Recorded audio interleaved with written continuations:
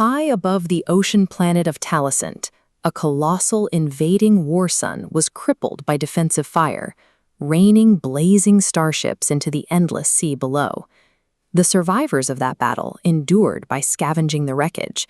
They combined hyper-advanced sci-fi artifacts with primitive maritime engineering to build a localized, techno-industrial steam magipunk age of sail.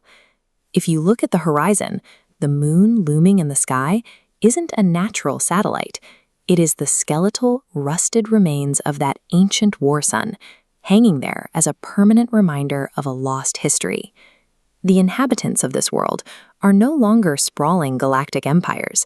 They are castaways trapped in aquatic confinement.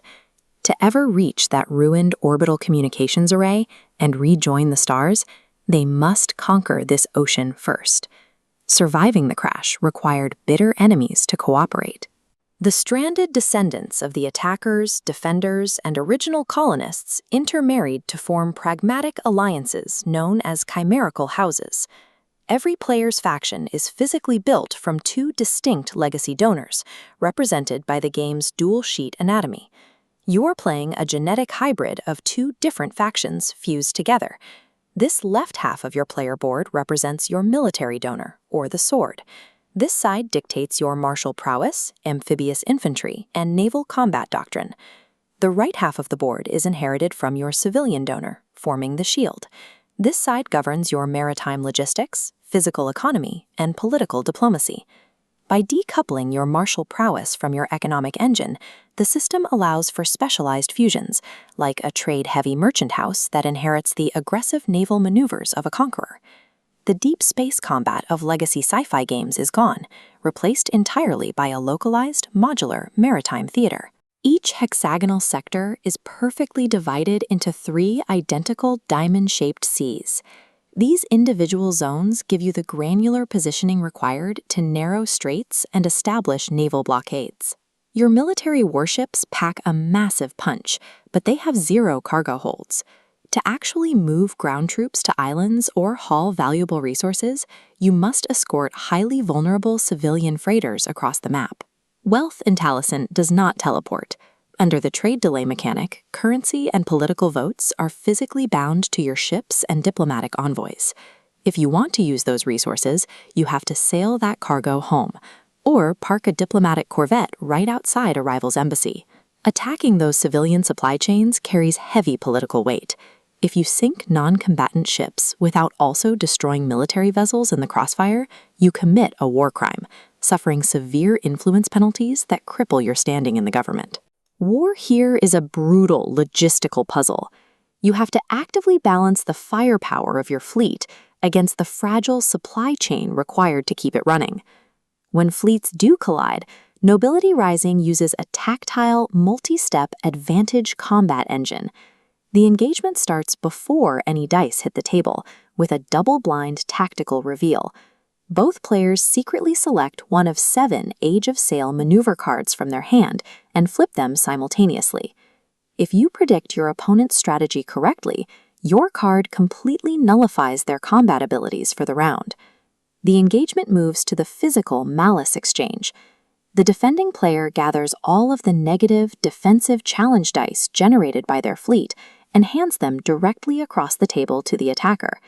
The attacker rolls negative and positive dice in a single unified roll.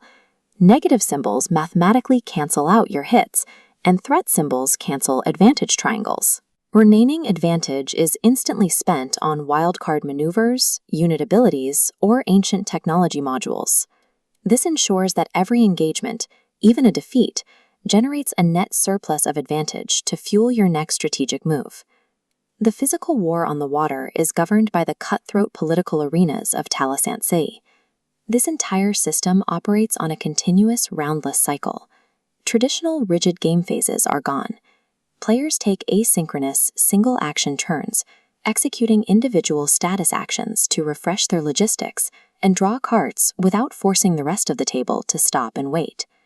Within this cycle, you deploy prestige-ranked nobles across the ocean map and into the city districts to initiate debates. Winning a debate lets you steal colored prestige rings from your rivals. building the diplomatic leverage needed to control powerful custodian titles in the government. These nobles also cast the votes that dictate the game's scoring objectives. When the player holding the Chancellor title finally takes their pass action, it triggers a sequence forcing the highest voted agenda on the public docket straight into active play. You don't sit back and wait to see what points you can score. You have to actively weaponize your political staff to dictate the very objectives that govern victory. Every single mechanic in Nobility Rising feeds into the next. Capturing territory secures the power grid for your technology, which builds the ships that protect your trade, which buys the nobles that manipulate the scoring objectives. The lore of the game closely mirrors its real-world development. Just as the characters are rebuilding their civilization from the scrapped parts of a fallen war sun, the design team spent years rebuilding a sprawling, bloated galactic megamod into a streamlined maritime system.